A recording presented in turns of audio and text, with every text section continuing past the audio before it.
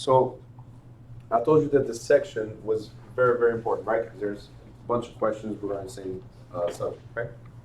Yes? Yes. Great. Everybody at this point understands the difference between a client and a customer, yes? Yes. Okay, the rest of you say yes, even if it's no? Yes. Okay, a few of you. Some still, no. All right, cool. So disclosure of agency. The reason why we have to disclose is because the client needs to know whether they're a client or they're a customer. And the customer needs to know whether they're a customer or a client. It makes a huge difference in representation. Okay? So, New Jersey requires licensees to present a consumer information statement, which we call CIS, and this is a form of disclosure to all sellers, buyers, landlords, and tenants on the sale and rental of all 1 to 4 family residential properties and vacant 1 family residential lots. So if we're talking about residential, you have to present this. For commercial, it says right here, it is not required, but it is wise, it is prudent that you still provide the CIS. Okay? Because like the other day when I went to City Hall, I need to get a plan from my boss, and the owner of the property was building the house, and they were asking, is it a family to family or family? And I was like, I don't know. And they're like, it's in the plan. And then I looked, I was like, okay, two family. It was in the plan. It's supposed to be in the plan, because if it's not in the plan, we have a problem. Yeah, But then again, general contractors in New Jersey only have to apply for a license, so you don't have to know what a house is. Mm-hmm. They I just asked need the to know the people that know. contractor, and then he was like, oh, I don't know. I was like, I gave you the plan, and I'm like, I'm only assistant. You don't know that. So the GC does not know how to read a plan, which is No, He doesn't know what he he's didn't. building. He did. But he handed me 2 plans. oh, gotcha. All right. So there's an excuse to the GC. Yes. Got it. All right, real quick. I need you to put stars all over this section.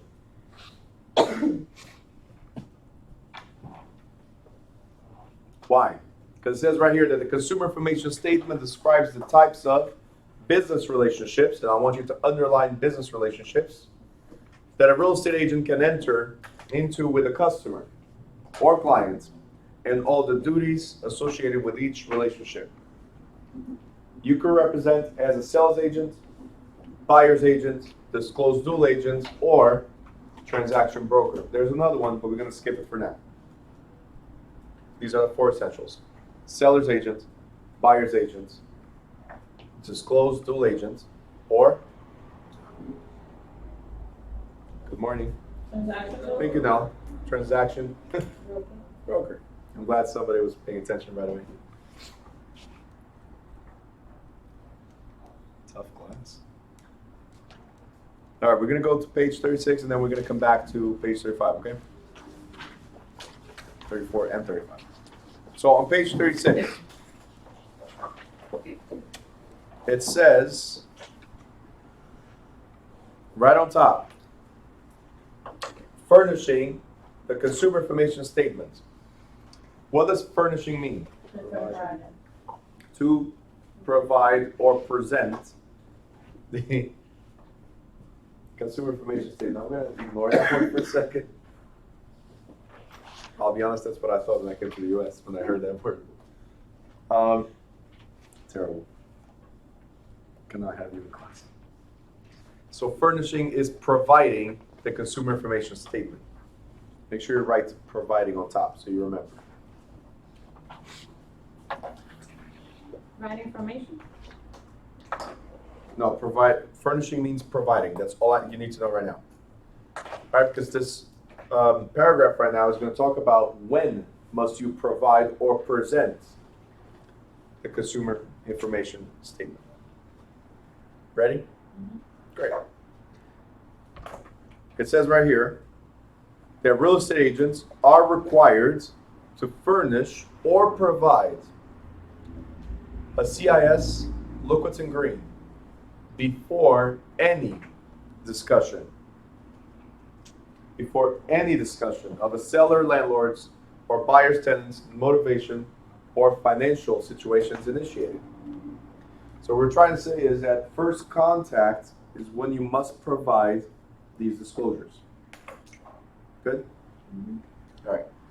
Now, if the first discussion takes place by telephone or in a social setting, the seller or buyer must still be verbally informed about the possible agency relationships and alerted to their implications. And you stop highlighting right there in green. You're gonna stop right here.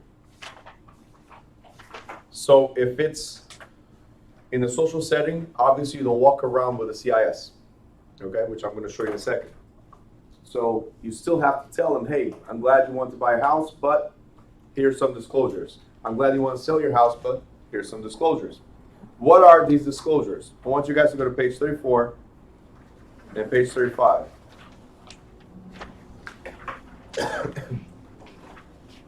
Page 34 and page 35. Right on top of page 34 and page 35, look right here.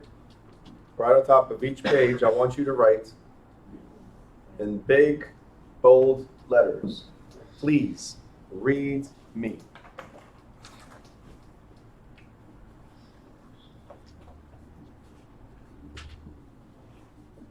Great. Next step is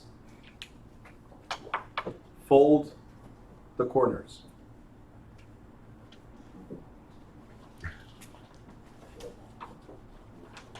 Are you writing fold the corners? No. I know you are. Fold the corners. Why are we doing this? Because most of you will not read, 99% of you will not read this. And next week, I'm going to ask about this 3 times. And the 3 times I'm going to ask, so remember, the 3 times I'm going to ask, the answer is going to be exactly the same. Yeah. It's going to be, no, I haven't read it. Even though I'm asking you to write, please read me, I'm asking you to fold the top. So guys, prove me wrong, please. Offer money, they'll read it. I'll help you out. Fine. I'm going to offer you guys money. If you guys know how to read this to your clients, you're going to make a lot of money. That's what I offer. All right. Simple. So you have this memorized? Almost.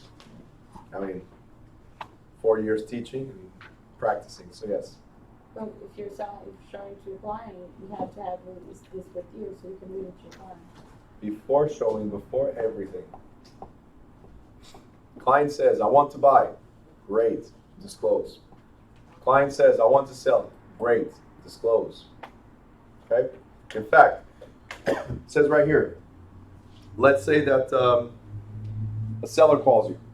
Say, hey, you want to sell? Great. That's awesome. The state of New Jersey requires me to disclose a few things to you. Is that okay? That sounded nice, right? Mm-hmm. It sounded like it's going to be short. And right? professional. So here's the thing. Professional, always.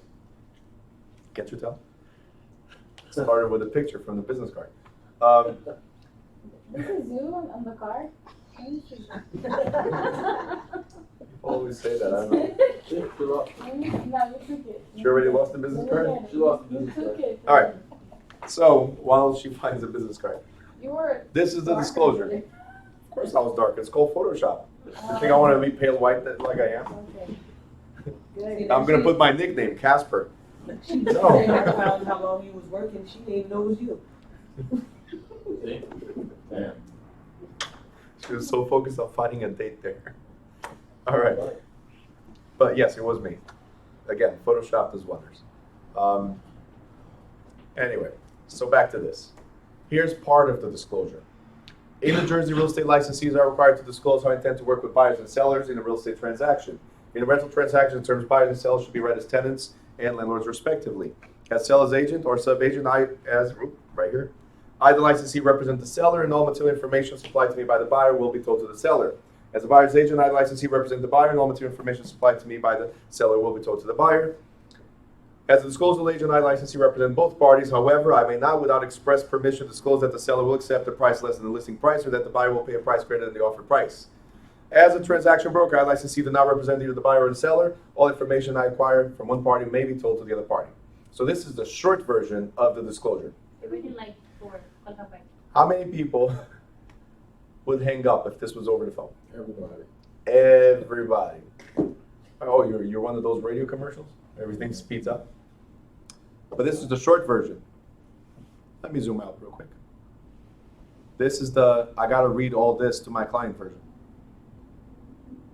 That's page 34. Do you have Look to what read comes it next. or give it to them? Read. People That's why don't it's- like reading, so if you tell them to read, they won't. Look what it says there. So you have to put it out. In fact, look what it says at the end. They must acknowledge that they received this and they understand. It says, by signing this consumer information statement, I acknowledge that I received this statement from Travis. Right? Please clarify. Prior. You have to read this to them. Yes. Prior to discussing my motivation to sell or lease or my desire of No. selling or leasing How price. many times? Only one time. Wait, Nobody wait. never. Let me finish. Easy. Get in there. It gets better. Cool. It must be signed by the seller. Mhm. It must be signed by the buyer. And look, declaration of business relationship. I, licensee, as an authorized representative of whatever agency, intend as of this time to work with you as sales agent only, buyer's agent only, seller's agent, and disclosed dual agent if the opportunity arises. Same for the buyer, or transaction broker. And then it has to be dated. Now, I know what you're going to say. Nobody ever read this to me, right? In fact, Not what even they've when we're done doing is, disclosure on the call. I'm sorry, Not even when we do No. the disclosure on the call. I'll get to all that. In fact, what they do with this paper, most agencies, They just select for you and then make. the time that, guys, give me a second. The time that you prepare a listing agreement or a purchase agreement, they'll slide this page right there. Hey, sign here as well. Don't date it. I'll take care of that. Because you know what they do? They backdate it to the moment you met. Because this was received, that's what they acknowledge, prior to expressing my desire to sell, prior to discussing my motivation to buy. If they're putting a contract together, discussing motivation was a long time ago, right? How many times, right, we have somebody with experience. How many times did you have a buyer come to you today and you find a house today, put it in the contract today, right, and move forward today? Twice. Twice. Out of 3. Those, I was about to say, those are only two. Those we have. But out of 3 years. Out of 3 years, twice. Because the majority of the times, you want to buy, great, let's look at houses. And buyers, they want to look at 100 houses. Mm-hmm. Are you going to look at 100 houses one day? No. 2 days? No. 3 days? No. Because you have to coordinate with the availability of the other people, the sellers. You guys got it? Mhm. So this gets backdated. Illegal. But a lot of agencies do this. But the moment you You're- meet the client and you show the disclosure, they will back up and then not want to buy or sell it. See, that's the what thing. they Remember I say. said, she asked me to give motivation of money? If you know how to explain this, you'll never lose money because nobody's going to sue you. You disclosed. I had, I always talk about this. I had a student here. He was a retired police officer. He goes like, Bruno, what are you talking about? I received that at closing. Like, wait a minute. Not even at time of signing the offer? No. The first time I saw that was at closing. People are doing this all wrong. But realistically, you saying backdate, I want to feel everybody's sending everything digitally, so they're not even backdating. Because that is timestamped digitally. Well, careful. That's Careful with sending this digitally and not explaining it to your clients. This has to be explained, not just forwarded. In fact, the MLS, once you guys are, for instance, in the Garden State MLS, and you're sending them properties, there's an option there to include the consumer information statement. As soon as you click on it, it pops up an alert that says, this does not replace you explaining to them. Okay? And I'm going to go over that in a second. You were talking over the phone, right? Not even over the phone. I challenge every single class, every single time to call real estate agencies. Call somebody you know that's a realtor. Not me. So you're gonna call somebody. Oh, imagine getting more Don't calls than call what I me either get. now that you know me. Yeah, so her number is, but here's what you're gonna do. You're gonna call them up and say, hey, I want to buy or I want to sell. Pretend, just to see what happens. If anybody discloses. You say you want to buy, the first thing they ask you is how many families. They don't even ask if you have money. You're looking for a single family or a multifamily. Second question is, where are you looking for? Still didn't ask you if you have money. I'm just wasting my time right away. You guys understand? No point to this whatsoever. So understand and read this from now till next week. This is like your homework. Besides studying everything regularly, till next week, make sure you guys read this. You have So to. how do you do it? So if I walk. You heard what I do. You'll You just right read the away, beginning? you'll start. No. You just read the beginning, you read everything. You say. That beginning that I read, I summarize even more. Okay. But because I need to know, if you are the seller, right, I'm not going to read the buyer's portion. Yeah. But I am going to tell you that, hey, the state of New Jersey requires me to disclose a few things to you. Is that okay? Simple, sweet, short, done. See, here's the thing. I have to disclose to you, we'll look at the possibility of listing your property, but I have to disclose to you that once I represent you as a seller's agent, I am going to represent your best interest. If later on I represent the buyer as well, I am representing your best interest and the buyer's best interest with some limitations. Okay? If I work as a transaction broker, which I'm required to disclose to you, that's one of my preference, right, or my broker's preference, my job is to make sure the transaction goes through. But don't worry, once we sit down and we go over all the details, I'll explain it better. Simple. Simple disclosure. I did not just, go on rampage trying to read everything fast. And that's why you need to know the core of these 2 pages. Was it that bad what I just said? No, that was pretty smooth. Yeah. That was- Did you understand? I did with that, Even yeah. the first time. See I that? was gonna say you should offer that in the course. What, how to You talk to broke it people? down. No, own like version. just that little, You I broke did, it down it's in your hard. own version, your own way that Yeah. you think it's easier for you. Everybody speaks it different.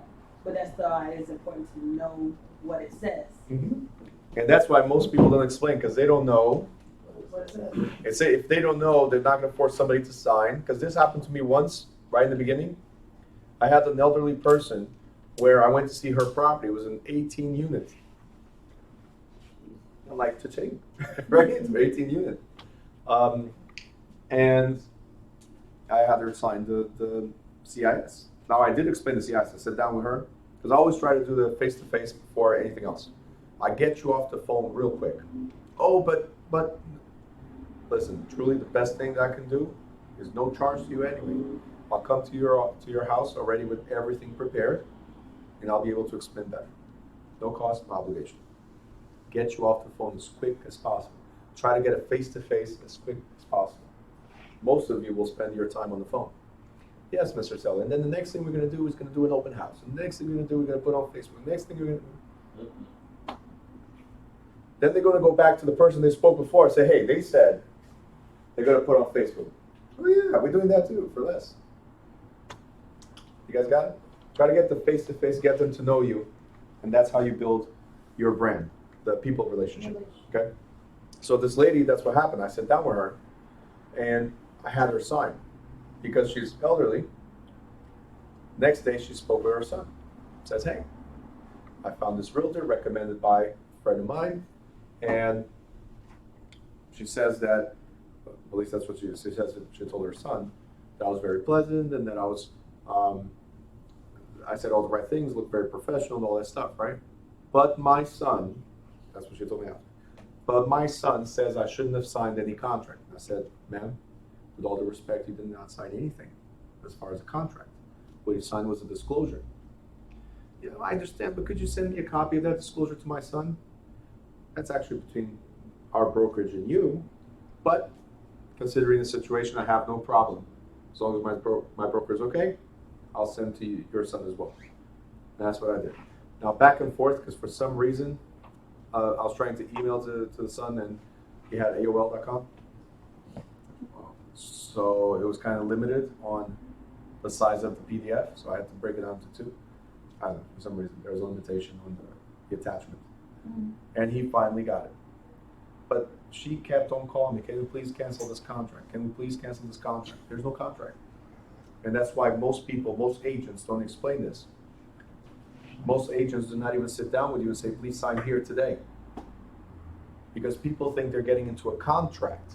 This is not a contract, it's a disclosure. In fact, as I said, over the phone or social setting, look what it says next, on page 36. The statement should then be furnished or provided at the next meeting. So as soon as you have face-to-face, what do? Slam them with all this info nicely. Okay? If no discussion or motivation of financial situation has taken place, the agent must furnish the CIS before any property listed or unlisted is shown. And at the bottom it says, sellers and buyers must acknowledge the receipt of the CIS on all offers, contracts, and leases. Okay? So it must be provided, it must sign that they have received, it must be part of your closing package. If it's not, you don't have a complete file, and some brokerages will not pay you until you have a complete file. But do the CIS really need to be going to the attorney as well? That's part of the attorney review? Okay. It only needs to be going to the broker, right? That's disclosures between the broker and, Correct, I Yeah. just see so many people like, when they send they offer, they send the CIS and this, and I'm like, but we Well, gotta do all this extra paperwork. I've seen that being mailed through the MLS, which has nothing to do with the MLS. Mailed, faxed, or scanned. Mhm. Anyway, you guys got it? Good so far? Who's gonna read it until next week? Raise your hand if you're gonna read it until next week. Okay, I got you. See, he was honest. He's like, I'm not raising my hand. L was like, nope. You're gonna find your own version, right? You try to break it down. We'll go back on live and listen to that again. Yeah. You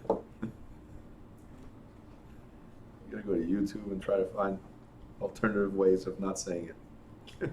No, I mean, that was a smooth way. I mean, I think And you got all the information. yeah, Years you now, pretty 15 much got years. everything the way you said it, and it didn't sound like, Does it sound like pushy or It took you information? probably a couple of years. I didn't want to hang up on you when I said that. You didn't want to hang up on me? Thank you. It was better than those That was a collectors lot. when they call you. Oh, they Listen. don't even get an answer. I'm like, ugh. If I were to be a debt collector, butter Good you up. one. You get Butter you up. I did that for Give me your like money. 5 years, and it was amazing. And then you went to scamming people in a different way, car sales. And now, Oh, you were a realtor. car salesman For too? like 2 weeks. Yeah. She was a salesperson. I gotta get out of this class. Wow, you need a car? No. Like, I'm gonna get some I around. like car salesman. No, I'm just joking. I don't like I them did either. for a But, whole summer. It was like a massacre sometimes. But uh, I was with a smile every single day. Now that, like, I imagine. a car salesman, I went in to buy a car, and he gave me, I But knew you my mentioned- credit was decent credit. He gave me like a 16% interest rate. I'm like, what the? Like, no, I gotta go. And then he came back with the same offer with like a 4% interest rate. Wow. And I was like, is that legal? that sounds like a How does- timeshare. I'm like, how do you Yes. go from this to that? It's legal, huh? It is I didn't legal. know that. I thought whatever you Before qualified selling a for car is what was they're a supposed cell to bring phone to selling. you. You gotta remember, So he's it also not a started from lender. a little. All he does is run it, and he just brought you the first offer. Yeah. Anyway, No, Who would you would've called for? I'll believe that. they always have the best offer. You know who comes from our director, owner of the ship. And I was like, So, you guys are learning all the tricks about how to get a car. Let's go to real estate. Termination of agency. Just make more money. Yeah. There's car salesmen that make way more money Mm-hmm. than realtors. Anyway, termination of agency. What does it mean to terminate agency? First of all, what does the word agency mean? Employee-employee relationship. Employer-employee relationship. So to terminate agency means to separate the employer from the employee. It's over, right? It could be because of death or incompetency of either party, destruction or condemnation of the property, expiration of the term of the agency, mutual agreements to terminate the agency, renunciation by the agents, revocation by the principal, bankruptcy of either party, and hopefully, the reason why the agency terminated was because Completion. we closed. Completion or fulfillment of the purpose for which the agency was created. You're hired by the seller, you help the seller sell. You're hired by the buyer, you help the buyer buy. And you got paid for it. Closed. L, within how many days? Exactly. So we close within how many days get paid? Oh, 10. Okay, that you'll never forget, I know. She was like in a different world right now. You close in 10 days? Like, get paid. No, close and get paid within 10 days. I heard close. and Now, I'm like, what? we already, after closing, when did you get? Okay. We already discussed this, but I just want you guys to highlight one thing here, which is, this is right above dual agency. It says, if a broker represents both parties in the same real estate transaction, he or she can collect only from one of them. Now, this does not mean that you're getting half of the commission. What it means is you're getting full commission, but either the seller pays the 6% as an example, or the buyer pays the 6%. It's not like 3%, 3%. Okay? So either comes from the net proceeds from the seller, or it comes from the buyer paying you in full, as we discussed earlier. Okay?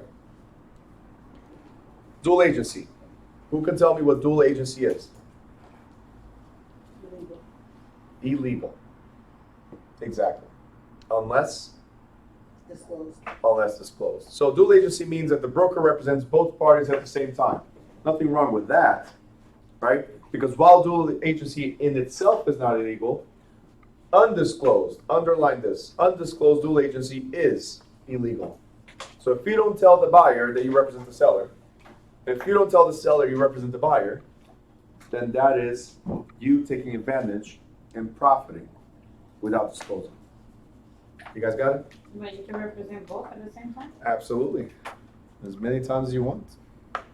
Best deals come from those. Because some of them, they don't wanna go out and look for maybe a sales representative, right? You just use one person? That's it.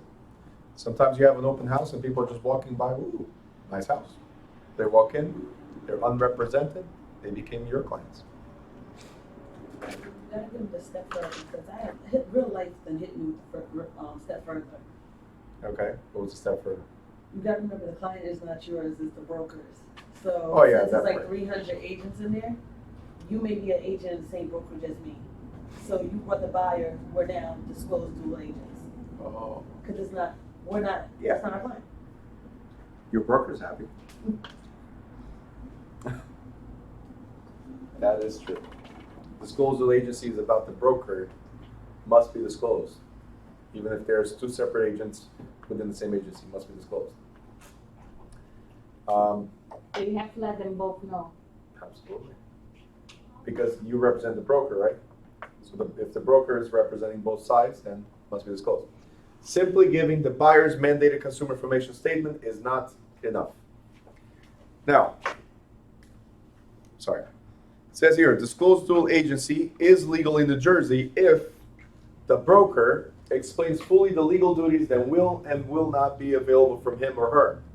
Discloses any other business relationships that might affect the proposed transaction. Just like Sir Jenny was saying right now, if two agents within the same agency, right, even though it's your commission and my commission, it's actually the broker's commission, right? And if we have to share the same broker, therefore it's disclosed dual agency. Now you got to obtain also the buyers and sellers written, underline, written, informed consent to the brokers acting as a dual agent, in addition to the CIS. And lastly, I think, Travis, you were asking me this yesterday when we were talking about not required to have an attorney. Now that you're representing both sides, don't you think it's best that each person would consult their own attorney? So in New Jersey, residential properties, we don't have to. Okay? We don't have to have an attorney. But especially in these scenarios, you should have one, because as a dual agent, I work for both. Can I push more to one side or to the other? You're not supposed to. Not supposed to. Correct, but it can't happen. Well, if that happens, then I can get sued. Because my job is to represent both equally. So therefore, Travis, Katya, make sure you have your own attorney. I'll represent both of you as buyer and seller, make sure you have your own representation to protect your own interest. Does that make sense? From the clients, no? You don't have to, yeah, the clients. You don't have to, but You I'm just advising let them know you you don't have to, but I would, absolutely. if I was you, I would have just checked your lawyer. Make sure. Listen, I already said yesterday, they're glorified notaries. All they're looking at is, do you know how to sign your signature? Do you know how to initial a page? Some of them don't even do that. Some don't even do that. They'll have their paralegal do it for you. Anyway, on the right-hand side, because we already covered almost everything in this page, on the right-hand side it says conflict of interest. You see it? It's in bold. What is conflict of interest? It says here, conflict of interest may occur when the agent is called to a listing interview and finds a seller who's ready to let the property go at a ridiculously low price. Now, the courts have held that even though the property is not yet listed, right, the seller was relying on your expertise, right? Because you're the licensed one, not me, right? And may become a principal. Now, the licensee who decides to buy the property immediately without notifying the seller of its true value is acting under conflict between his or her own interests and that of the seller. So remember I said before that I try to get the seller off the phone as quick as possible? Mm-hmm. I don't want information over the phone. I don't want to give you information over the phone. I want to sit down with you. So when I get to your property, I'm going to have my listing presentation or marketing presentation, right? Whatever you want to call it. So some agencies call it a marketing interview, others call it listing interview, some call partnership interview because we become partners. You got it? Yes? So when I get there, I have my presentation. It talks about the demographics of your neighborhood, talks about values of homes, how they have risen, how they've dropped, whatever it is, and then your home historically and what it is now. So let's say I have a 20-page report on your property. And then I ask you, before I present the report, the first question you should ask is, how much are you looking for this property? Right? And L, you're my seller. Is that okay? Can I use you for a second? Yeah. Okay, great. I promise not to abuse. We're just going to use for a second. So here's the thing. L, you tell me, when I ask you how much you want to sell for, you say $100,000. Right? Kevin's like, I buy. You don't know where the property is located. You don't know the conditions of the property. See, this would be one investor going down the drain real quick. In my hand, I have a report, a 20-page report that says your property is worth $400,000. Right? If I was Kevin, what would I do right away? Say, L, don't go anywhere else. I'm buying your house right now. Now, what kind of service did I provide for you? It's a conflict of interest. I provided no service. I took advantage of you. You could actually sue me because I'm the expert and I never told you the true value. Okay? Now, L, if I give you a true value, here's the presentation. L, I know you want to sell for $100,000, but if you see here, your property is worth 4. Why would you sell for 100? And then L goes, oh, here's the thing, Bruno. A lot of things happen here, and this is true stories. A lot of things happen here, or somebody died, or a family member, and I can't be here anymore, right?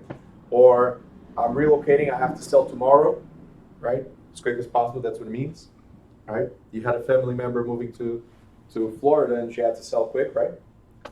So they don't have the true value. But if the house is a wreck and you just want to sell It could be as well. What I'm trying to say is, if the property is worth 400 as it stands, when you look at it, and the person still wants to sell for 100,000, now, look what it says.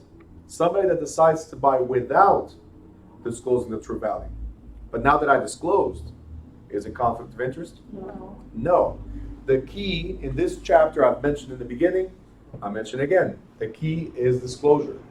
As long as you disclose, this 20-page report is now part of the contract. And L, you're going to initial every single page. That you acknowledge that the true value is 400, right? And I'm purchasing it for 100. Not you, Kevin, I am. Because I did not jump in. Okay? In fact, I'm calling the title company, I'm calling the attorneys, I'm getting everybody here tonight. We're not leaving your house until I close.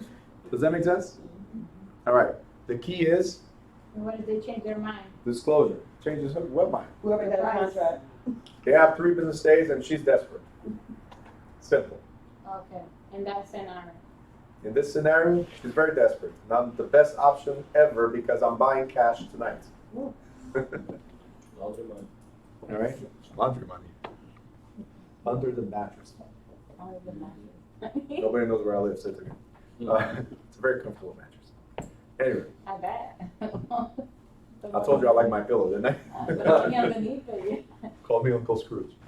But then you should sleep with one eye open then. Nah, If you're sleeping on that It's kind like of another bed. head. no. I got four animals to take care of people coming through. Call my kids. But if that's not the scenario, and if they still want to sell it fast, but put a little higher. They could. The thing is, at least I disclosed. If the deal was that good and I purchased without disclosing, that's the problem. If now L goes, you know what, Bruno, okay, 400,000. So instead of 100, let's sell for 150. The most important part Great, is I'm still disclosing buying. information. Even if he said 200, I'm still buying it. That's it. If So the yeah, most important is just disclosing the original price of the house. That's it. value. But you can't buy as the agent, right? Why not? Yeah. in fact, my commission is now the down payment. I thought that was illegal. Who said that? You can represent Disclose. yourself, right? Yeah. As long as you disclose that you're a realtor, you can represent yourself. Yeah. And you're the listing agent and the buying agent And you collect your commission too. Look, and the buyer. and the buyer. So that's what I'm saying. We get to that close table. You ever got one of those? Huh? You ever? Uh-huh. I bought my own property. Yeah. I didn't know that. I thought that So was now you're illegal. okay in being in this class? Because I know, car dealers, I mean, that's a. It's grown now, Yeah, it's growing. It's You like the class now? A little bit. A Yeah. little better. A little He bit still more. doesn't like the idea you cannot give gifts to people, Oh, yeah. right? This is the gift. This is a gift right here. That is a gift. Gift of knowledge. Don't bring the cousin. That's it. Make your own profit. You got it? Oh, this is just day 2. It gets better. Now I know why he's so eager to come. Because for him to pay you, you need to be licensed. Nope. I can make more money. Are you sure about that? Smart. I sold phone and cars. Smart man. That's why you say you can make more money. Got the point? Yeah, he's your broker. No, not really. In this I'm case, ahead of him now. All right. Now I know why. Disclosure issues. All right, so, and 20, okay. As long as So- you always tell the truth, that's what matters me. That's it. I'm Nothing about comes to back kill to you. Can you arrest me? No. No. But In there's certain states, no. In Jersey, you get Yeah. arrested just by opening your mouth and saying something. Right. Oh yeah, that's true. But it's disclosure. Officer, I gave her a head start. All right. Disclosure, material information. It says in New Jersey, real estate brokers and salespeople are responsible for disclosing to the buyer any defects of material nature that affect the physical condition of the property. So I want you to write again, anything and everything that affects the proposed transaction. Anything and everything that affects the proposed transaction must be disclosed. Anything and everything that affects the proposed transaction must be disclosed. Okay? So material information is defined as physical condition that a reasonable person attaches importance to, or information that the agent knows or suspects a buyer would want to know and would consider important.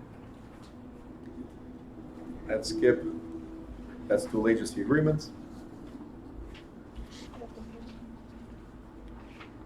So we want to know before proceeding. Now, again, we mentioned this earlier. It does not matter whether the agent or any hypothetical reasonable person would share the interest or agree that the information is important. You still have to disclose. In fact, licensees, please highlight, underline, put stars, must disclose defects that are uncovered by reasonable inspection. Can anybody tell me what is a reasonable inspection? what you can see with your eyes, visual inspection. I look around, I see no damages, we're good on my end.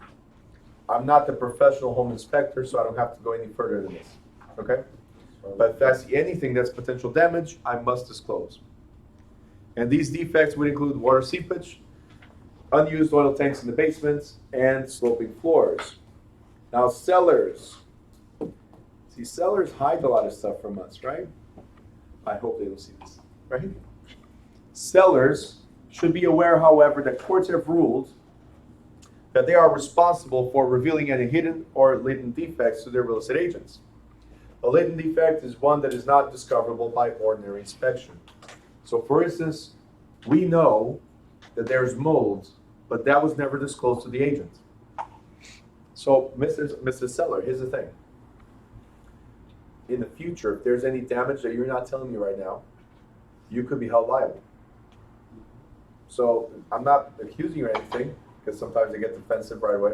Like, oh, there's no damage here. No, I'm not accusing you of anything. It's just, I'm just giving you a heads up. If there's anything that comes to mind, right? Always defuse the bomb.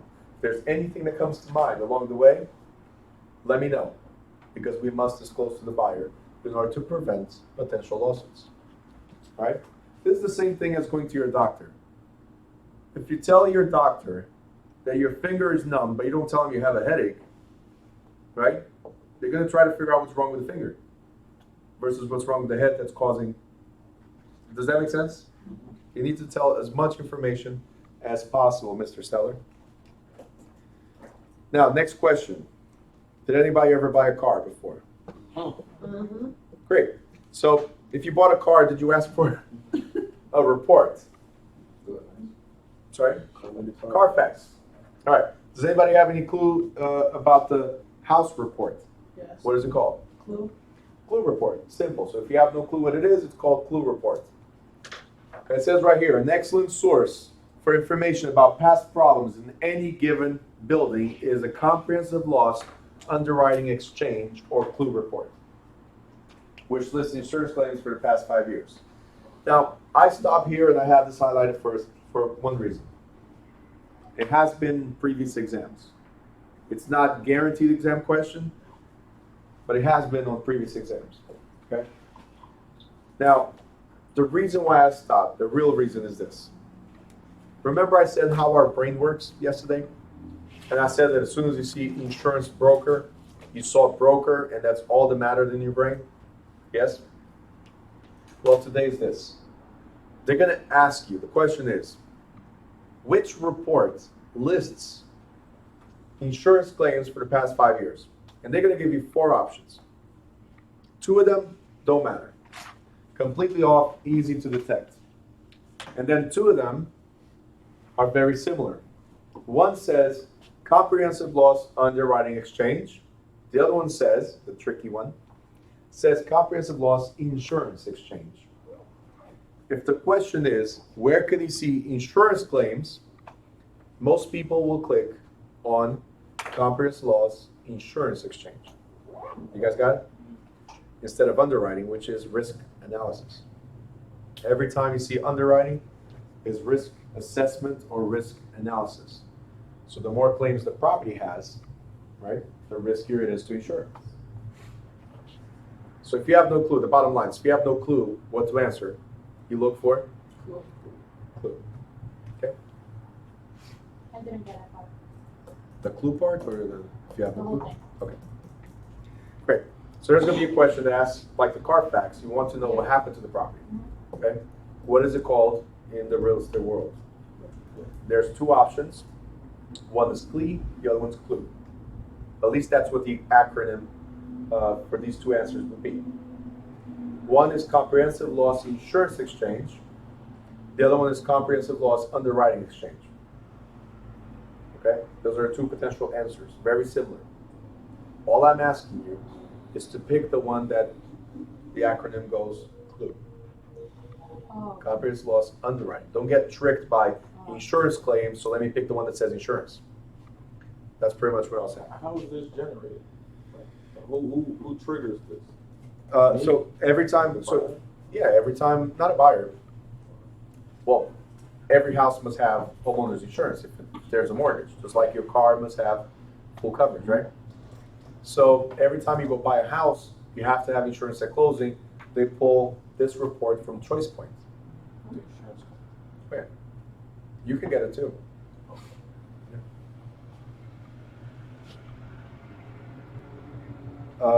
Next, we talked about physical conditions must be disclosed, yes? What about, let's say, noisy dogs or unpleasant neighbors? No. No. It says New Jersey Administrative Code says that social conditions or psychological impairments are not considered physical conditions, therefore, don't have to be disclosed, right? What about this? Suicide or other unpleasant events associated with the property. They're also non-physical conditions.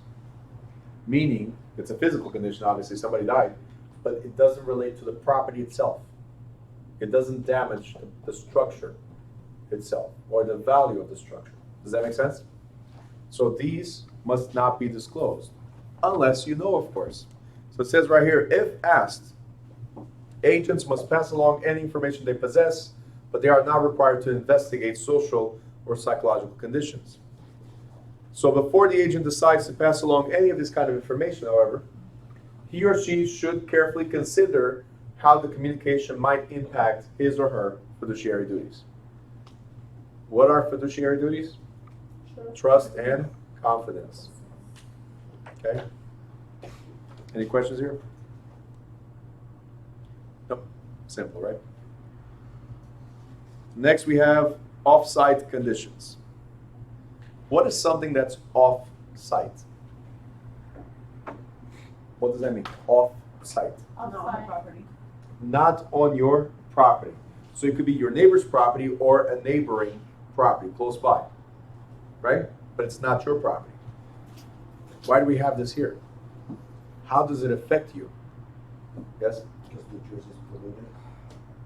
Only Jersey. No. But yes, I know what you mean. Yeah. So in 1995, several families sued the developer and the broker, stating that or alleging that both had known that the development was located half-mile up from a hazardous waste dumping site. Half mile is far away from my house. All right.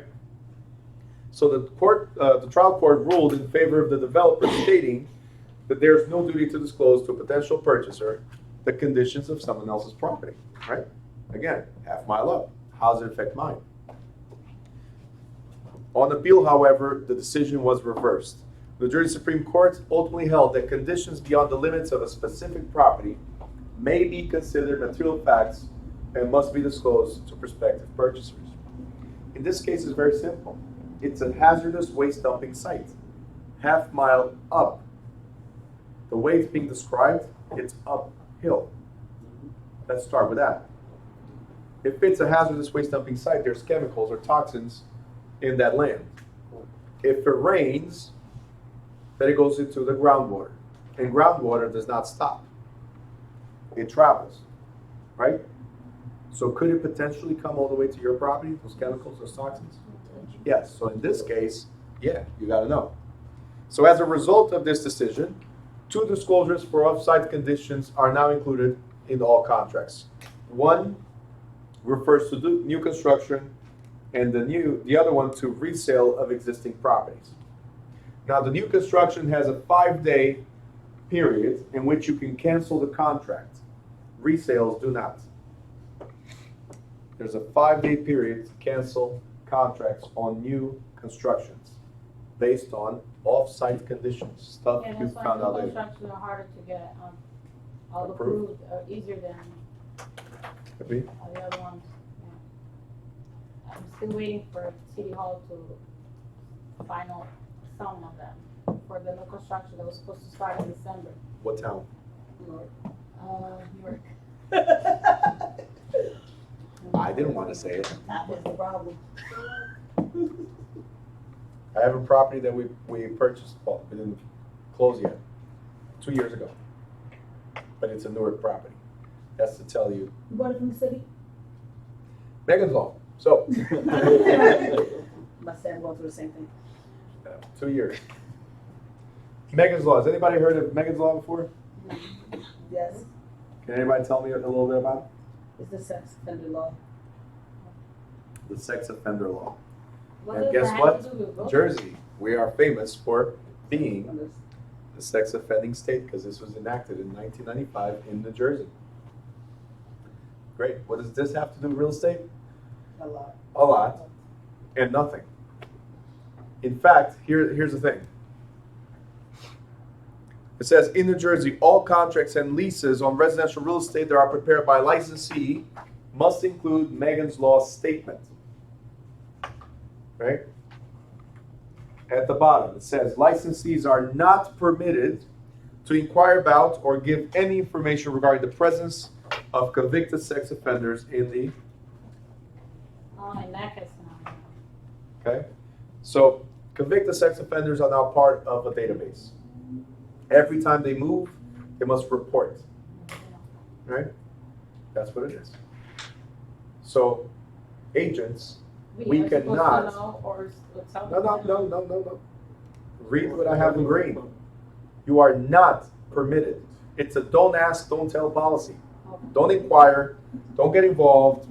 If they're concerned, it says right here, you point to the list. You say, hey, listen, you can go to the state police website or the county prosecutor website to get a list of sex offenders. You got it? That's it. We don't get involved. You know why? Because it has nothing to do with the value of real estate. I had somebody in class that actually did this. I said, because they were like, oh my God, no. You know, what do you mean don't disclose? I'm like, okay, so if I tell you that there's a sex offender right next door. Would you move in? No. The question was, how much would you offer for the house? Like at least $100,000 less. Like, wait a minute. For $100,000 less, you would move right next to a sex offender. You would endanger your family for $100,000 less. You see what I'm trying to say? There's no value to this because the property is the property. Social conditions, you can research that. Has nothing to do with me. My job is to find you the property you want. Your job is to do the rest of the discovery. You guys got it? With that being said, we come to misrepresentation. Misrepresentation. You guys know what this is? Is when you say something that really isn't. Not always. See, licensees must be careful about the statements that they or their staff members make about the parts of real estate. Extravagant statements of opinion, like this house is the most gorgeous view in the world, are permissible as long as they're offered as opinions without intention to deceive. Making such statements when selling real estate is called puffing or enhancing the value of something. Again, it's an opinion. And you have to understand, this happens all the time. For me, most gorgeous view in the world is the ocean. So if I have a house on the ocean, I'm going to say, hey, look at the view. It's I agree amazing. with you. Some people is looking at New York. And people in New York, for some reason, is looking at Jersey. Beats me, but they pay millions of dollars to look at Jersey. So, it's called puffing, enhancing value. Statements of fact, however, must be accurate and questions must be answered honestly. So the broker must be alert to ensure that none of his or her statements can in any way be interpreted as involving fraud, which encompasses all deceitful or dishonest practices intended to harm or take advantage of another person. And we just crossed out 90% of the realtors, right? It's a great profession, though. I don't have one. It depends on the people.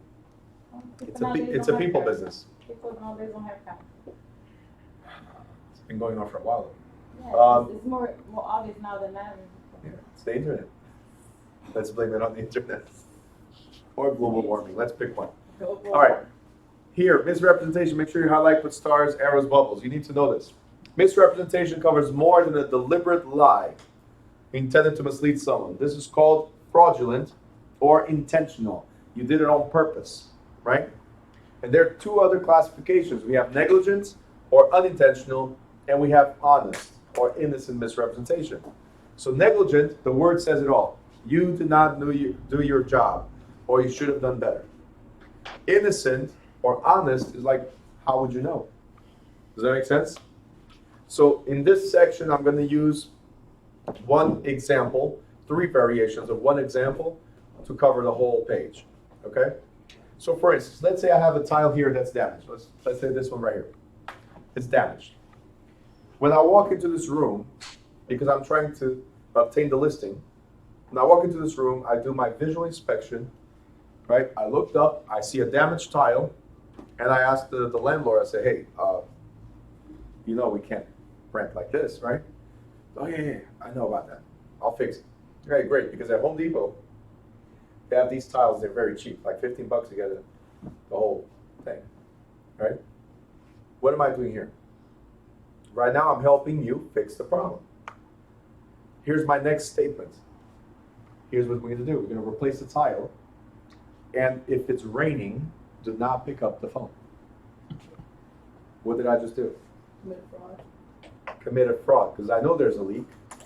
I just replaced the tile, but I did not fix the problem. You guys got it? And I helped you commit fraud by not answering the phone that particular day. So that is intentional. Negligent is the same scenario. I came in here and I looked around, visual inspection, but I never looked up. So did I do my job properly? No. Next day I bring the client to see the property and that tile was already replaced. How would I know now? I just didn't do the job right the first time. Okay? This is just an example, okay? And then, innocent or honest. I came here to inspect the property for a listing, and that was already replaced from day one. So how would I know? You guys understand? I was relying on the landlord's or the seller's information. You got it? So, I want you guys to just highlight this real quick. I already covered all of it.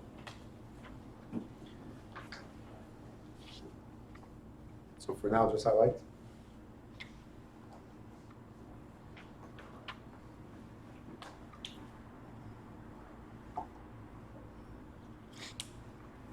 Okay. Here at the bottom, highlight exactly as it is here.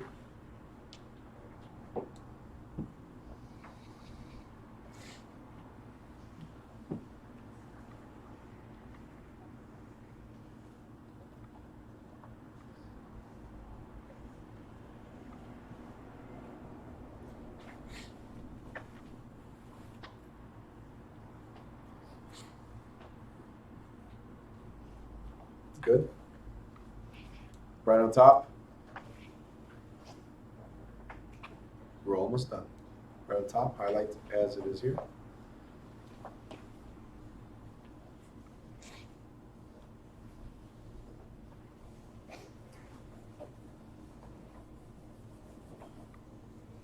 You don't have to kill the book. All right.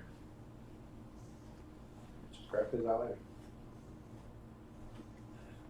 I have yellow, I don't have green. So like Jillian. Good? Everybody's good? Great. Now, to avoid misrepresentation, meaning to avoid getting sued, that's pretty much what it says. It says never present opinions as fact. It's not, we can certainly get you $300,000 for this house. It should be, I don't see why we might not, or it should bring as much as recent sales did, right? It's very simple. The moment he said, I can definitely get you $300,000 for this house, you are committing to $300,000. If the offers that come in are $280,000, you're liable for the difference. Simple. So never present opinions as facts. Next, it says absolute statements should be avoided. When we're in the basement, for instance, of a house, we see that everything is exposed.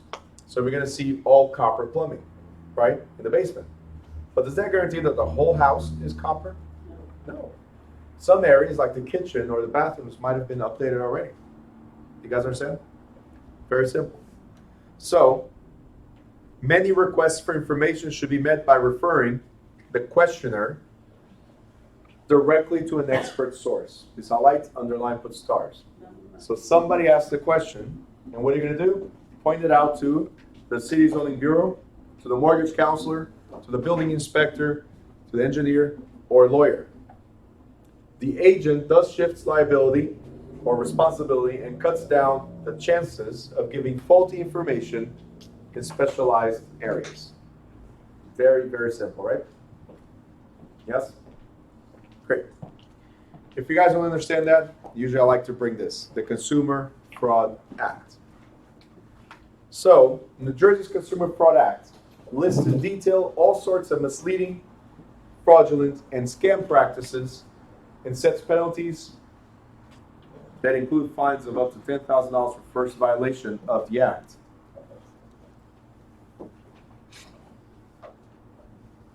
Now, concealing or omitting facts about real estate is considered an unlawful practice. The Act, however, offers an exemption from liability from real estate licensee who can prove. So you are exempt. You're not responsible or liable to pay as long as you can prove that you had no actual knowledge that information provided was false or deceptive. A diligent effort was made to learn the truth, including licensee's visual inspection of the property. We talked about this. And finally, look what it says. The broker or salesperson was relying on information provided by the home inspector or similar specialist, the government employee, or, please underline this one, the seller's property condition disclosure statement. Now, your parents probably brought you up to not point fingers, right? You remember your parents ever say, hey, stop pointing fingers, right? Now you can tell your parents that Bruno said, point fingers.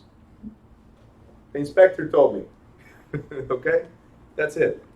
In fact, if you guys don't understand this, How about the city? yeah, whoever's responsible. Can you turn off the light for a second? Totally avoidable. Totally avoidable. Oops, sorry. Easy. Let me tell you the next big mistake most of us make. Raise your hand, and this is what keeps us from ever getting recharged. Ever.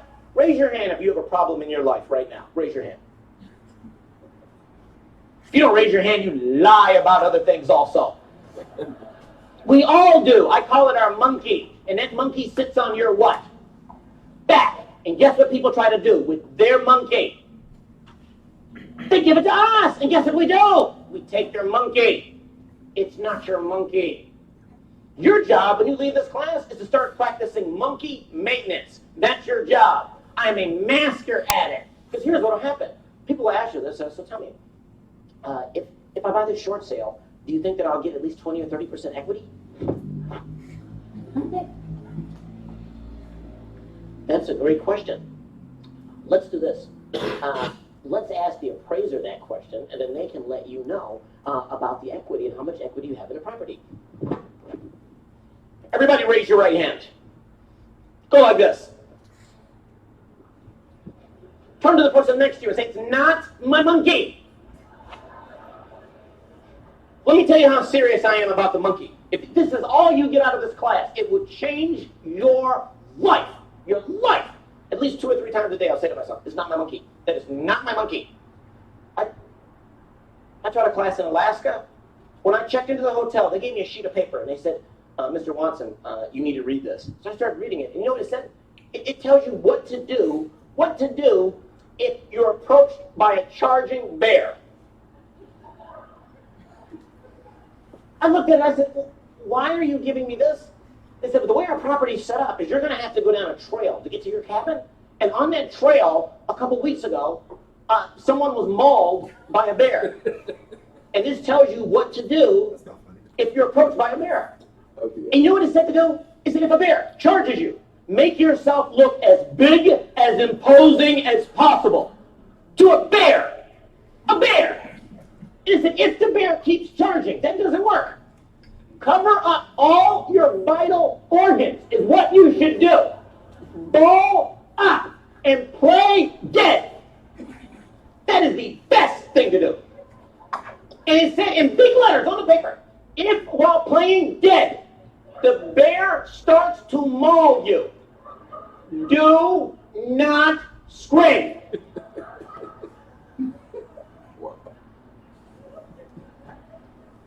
Yes, yes, sir. Sir, step into my common sense corner here. I'm being mauled by a bear, and you're telling me to not scream? He said, what happens if you scream, now it becomes territorial, and the bear is probably going to have to finish you off.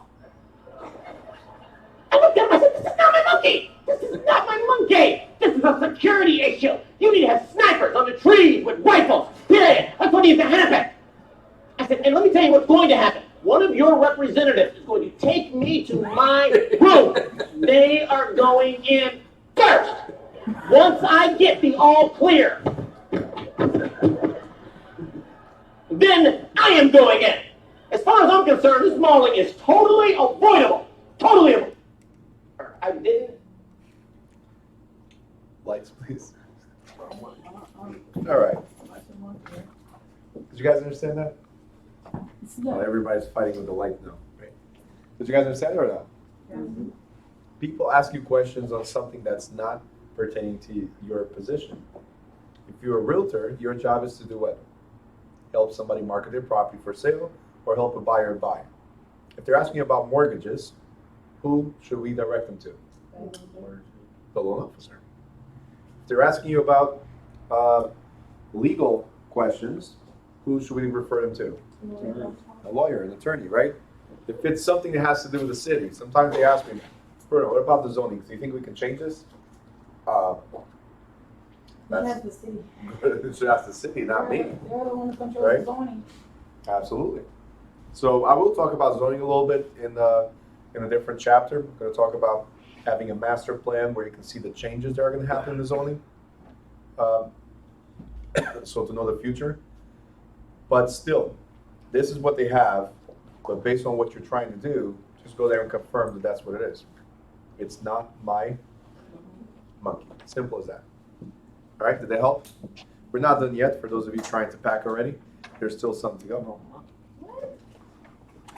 Yeah, still gotta listen till midnight. We're doing like 5 chapters today. Antitrust laws. Let's look at this. Her face. Antitrust laws. It says right here that the real estate industry is subject to federal and state antitrust laws. The most common antitrust violations that can occur in the real estate business are price fixing and allocation of customers or markets. Now, illegal price fixing, we already know that commissions are negotiable, right? Between the broker and the clients. Illegal price fixing is when we're establishing standard rates. That is illegal. Between competing offices, even worse. So if you say here at this office, we're going to do 6%, and in this office here, we're going to do 5%. Now they're competing by creating standard rates. Does that make sense? That is illegal. The next one is allocations of customers or markets. It's where we're separating clients. It's called monopoly. Where your guys are going to handle properties up to 250,000, and you guys are going to handle properties from 250 and up. They don't interfere with your business. You don't interfere with their business. That is called, again, monopoly, controlling markets. That is illegal. I never play Monopoly. Stop playing now.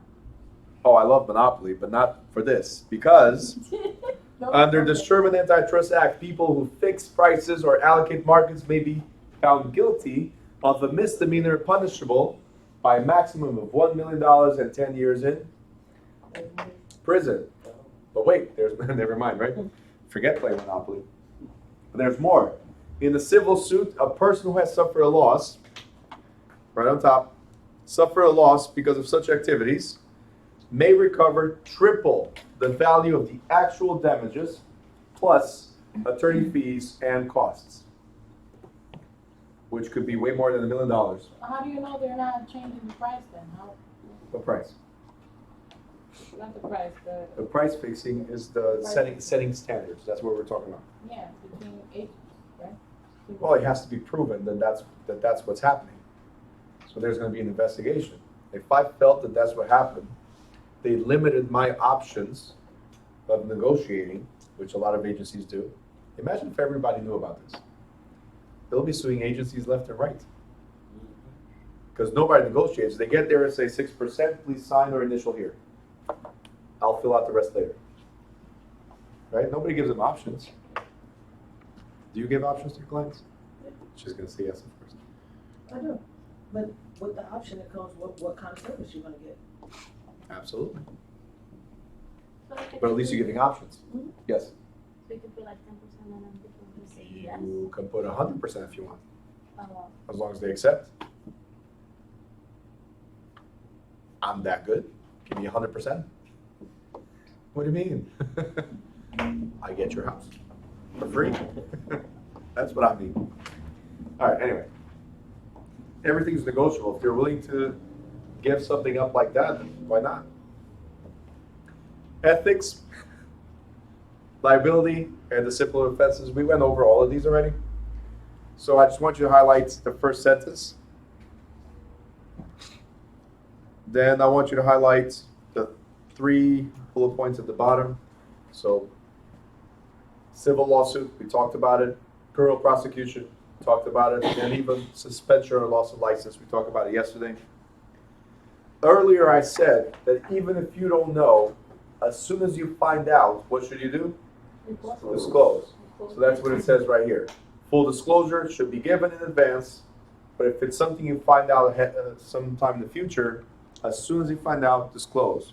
It may limit liability. Where it says the simple offenses, again, we already either covered yesterday or today, or we'll cover in the next couple days. So for now, just highlight and mark these bullet points.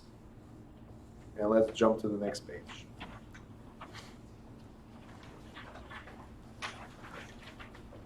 I know some of you can breathe already, right? Summary. All right, defense against claims. You guys remember yesterday we talked about guaranteed fund that they'll pay a maximum of $20,000. There has to be a criminal prosecution against you as well, right? Criminal complaint. Remember? And your license gets revoked if the fund does pay out. Yes? Great. But before it gets to all that, as long as you have a protection, right? As long as you have protection, you should not have to go through it. If you have a car, what is required by the state of New Jersey for you to have? Insurance. What kind of insurance? Liability. Okay? So in this case, our liability insurance is called errors and omissions. Because we are human, we make mistakes, we err, correct? Omissions is not saying something that maybe we should have said, right? So not disclosing stuff. So errors and omissions insurance is the equivalent to the real estate industry. It's the real estate industry equivalent to medical malpractice insurance. I mentioned this yesterday, that even doctors make mistakes and they don't lose their license. Did I say this yesterday? I just want to make sure we were all here. Okay? Now look what it says. It's subject to limitations of a particular policy, and it defends against many circumstances, but car salespeople, look at this. It does not cover what? Fraud. So it does not cover fraud. So if you intend to commit fraud, well, here's the good news. We're going to talk about it later on in chapter 11. After 6 years, fraud is gone. So then you can sleep again. See? That's why I didn't see it. The funniest thing is that only the car salesman went like, woo. And she never committed fraud, she says. Not that I was aware of. I love your comment. That was up to the owner of the dealer. Uh-huh. Always blame somebody else, not my Not my monkey. monkey. It was the owner, I tell you. All right, dual contracts, real quick. Dual contracts means there's 2 contracts for one property for the same seller and buyer, right? But it has different prices. Why would we have a contract where, Travis, I'm the seller, you're the buyer? This is the property I'm trying to sell to you. Same property, same seller, same buyer, right? And today is February 4th. So 2 contracts for the same day, same property, same buyer, same seller. Why would I have 2 contracts? One with an exact price and one with a higher price. See, in car sales, as we were saying before, that is okay. In real estate, New Jersey specifically outlaws dual contracts. And what they do in cars, Such contracts are used to induce a lender to make a mortgage loan commitment for a larger amount based on a false inflated purchase price quoted on the second contract. So you go buy a car for $15,000, you put $8,000 down on it, and you get out of there with a $23,000 loan. True story. Yeah. But I won the lawsuit. Okay? That car dealer is no longer around because I turned it into a class action lawsuit. $15,000 car, $8,000 down, which was my car plus X amount of dollars. And my loan was $23,000 with Wells Fargo. Oh, of course, now you said Wells Fargo. Wow. No, but the dealer is the one that put all the fees and all that stuff for Wells Fargo to approve. They approved me. Wells Fargo did a lot of fraud nowadays. Now, $23,000, guys, $23,000 was the value of a brand new car. This was a 3-year-old car at the time. Brand new car was 23. I was buying for 15. I paid half of it, and I still owed. Yeah, that's crazy. That is crazy. How long did it take you to figure that out? So I closed on Saturday. Monday, insurance company calls me, says, "Where's the paperwork?" So as I'm going through the paperwork to send to the insurance And company, that's when you started reading. I say, "Whoa, 20 what?" No, something is wrong. I went back to the dealer and within 3 business days, because I still could. And the guy goes, "Well, you want to give the car back?" Literally, just like that. I'm like, "Hell yeah. Since you're not going to adjust this, give me the money." No. You drove it off the lot, so it's $5,000 less. I'm like, "Excuse me?" Call my lawyer on the spot. "Yeah, we could do something." Then I just let it go for a while. And I was buying another car a couple of months later. Buying another car at a different dealer. And they gave me, because I was going to trade this one in, just get rid of it. Now I know why And you get didn't 2 sell. new cars. Now I know why you didn't do this. Yes. So, So I was going to get 2 cars. Trade one in, get 2. Credit was good, money was good. I didn't need that car. Let's get rid of it. And I was going to get 2 exactly the same. He runs that report that we talked about before, Carfax. First of all, that car was a rental. Second, it had 2 accidents.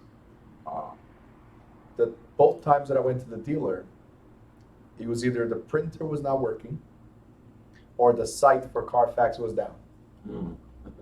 Again, at the time I had a brand new baby, so both of you us had were too much like, things in your head. yeah, and you guys prey on that. Like, hey, perfect customer, right? Let's make them wait until the baby's really cranky and then get him out of here. And that's exactly what happened. So at the time, that's what we did. Did not pay attention to the numbers. We're all happy, smiling. Everybody's out the door. Great, out. So that's when I found out that on top of the $23,000, this car was worth not 15, but 10,000 at the time of purchase. So that's when I went full force against them. And it's so funny because a lot of people go through it and Yeah. they don't even pay attention because they never look at the paperwork. Well, that's why I'm not saying that I shut them down, Mm-hmm. but I turned it into a class action lawsuit, and I'm pretty sure it opened the doors for everybody to come after them. See, my car got paid off. That's all I cared about. My So- car got paid off. Going back to this, dual contracts, 2 prices mean what again? It means they're trying to get more money from the bank than what the contract is. In real estate, this is what I'm going to talk about later on in chapter 11. The price of the contract must be exactly what you purchased for. It can never be anything higher than that. What about if you make some change into the house? Still need to be adjusted. How are you going to make changes at time of closing? You're going to go real quick and raise the roof? No, I mean, if something needs to be changed in the house and the seller Okay. doesn't want to change. Let me put it like that. Any change of value of the contract is the contract to be presented to the financial institution. Okay. So you cannot have 2 contracts. You have the contract. And the lender is going to give you money based on the contract. Does that make sense? Mm-hmm. So dual contracts are specifically outlawed in real estate. Now, that brings us to ethics. And ethics refers to a system of moral principles, rules, and standards of conduct. And the ethical system of a profession established conduct that goes beyond merely complying with the law. These moral principles address two sides of a profession. Number one, dealing with the consumer. Number two, dealing with other professionals. So you have to know what's right and what's wrong in both these instances. Now, here at the bottom, this is just a bunch of information. Here at the bottom, we have professional organizations, and it says that years ago, real estate brokers realized the need for an organization to assist them in improving their business abilities and educate the public of the value of qualified real estate brokers. The National Association of Realtors, which you will belong to, was founded in 1908 to meet this need. This organization is made up of brokers and salespeople who are members of local boards, associations, and state association of realtors that operate throughout the United States. And professional activities of all realtors active members of local boards that are affiliated with the National Association are governed by the Code of Ethics, so we all have a code to go by, which was adopted by NAR in 1913. So they created this in 1908, NAR. 5 years later, they go, wait, you have to have a code of ethics. Because these people are sharks. The term realtor, you guys already know, is a registered trademark. What does that mean? It means that you cannot use realtor unless you're a member of this association. Right? Next thing we have is the REB, National Association of Real Estate Brokers, whose members are called Realtists, was founded in 1947 and is particularly active in the South. Its membership, generally composed of African Americans, includes individual members as well as brokers who belong to state and local real estate boards affiliated with this organization. Sorry, I'm going fast. It's just info for you guys to highlight. And that brings us to New Jersey Realtors. NJR, New Jersey Realtors, is just the state branch of NAR. Because the way it works is you have the national, you have the state, and then we have local boards. You will belong to a local board. The moment you pay that, you pay the fee to be part of bigger ones. Okay? All right, Sonia, have a good one. She's saying goodnight. Next, why would you be part of the National Association of Realtors? One of the reasons is very simple, because they offer educational courses and programs. For free? No. Really? You are in America. Nothing's for free. You're lucky you say you have a good morning for free. Right? In certain areas like Jersey, nobody says good morning or good evening to you. You go down south, like morning, Oh, good yeah. evening. So polite. Everybody's so polite. Yeah, the weather is way better. Here everybody's cranky. So you can become a graduate of the Realtor Institute.